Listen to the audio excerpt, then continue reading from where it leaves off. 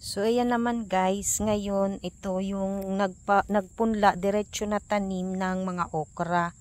So nung August 5 ito itinanim. Ayan na. Yan, madami to sila. Ayan.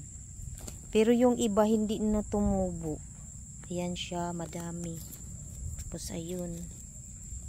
Ayan.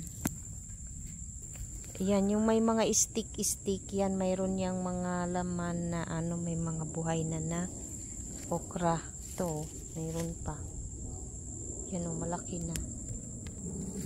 Tapos guys, nabuhay yung kamatis na inilagay ko. Ay, itinanim ko. Ayan na o. Ayan, inano na ng asawa ko. Nabuhay siya, hindi siya namatay kahit nung medyo uminit ng ilang ano.